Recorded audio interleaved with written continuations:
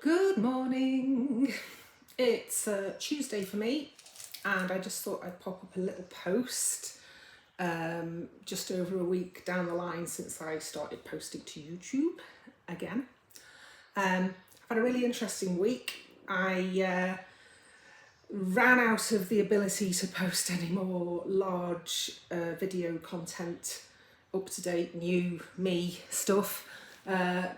Partly because of my storage situation on the iPad and partly because life just got in the way. I'm just about to go off to an auction, and then I'm going to get a train to Chester to go and visit another auction. And today I just thought I'd share with you one of my old pieces of jewellery that I made quite a number of years ago now. This is one of the ugliest things I ever made in my mind. It's been through a few changes.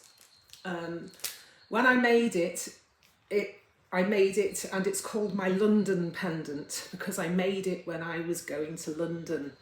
And I had this kind of imagined vision in my head that I'd be walking down the street brandishing this enormous pendant and people would be stopping me and going, "Wow, where did you get that from?" And I'd be, "Oh, I made it myself." Oh dear. Anyway, I was never really happy with what I made, and I picked it up one day and bent it round into a new position. Here it is. It's one of my larger pieces of forge work. It's all forged from one continuous piece of metal, and I described it as I over-egged the pudding on this one. Sometimes less is more. Anyhow, since last week I've experimented with posting up shorts, and to my amazement, despite the fact that they are really bad videos and it's kind of old content and they're all a bit mishmashed and all over the place, and I had to take the sound off some of them because obviously YouTube doesn't allow radios on in the background and stuff like that nowadays. But I've had a modicum of success, which goes to prove that what I have to post is interesting, at least in that particular genre. So I'm very much looking forward to creating new content in that area. The next thing I'm going to be experimenting with is content to do with my antiques and collectibles me again. Last week I bought some amazing bits and bobs, and I kind of wanted to do a show and tell type video where I showed you just the things I found and why I like them. So I'm going to keep this one short because I've got to get going, and I'm really grateful to the people who have come along and decided they like what I do so far. I've gained 10 new subscribers. Thank you guys. And it's a learning journey, and it's very good for my mental health.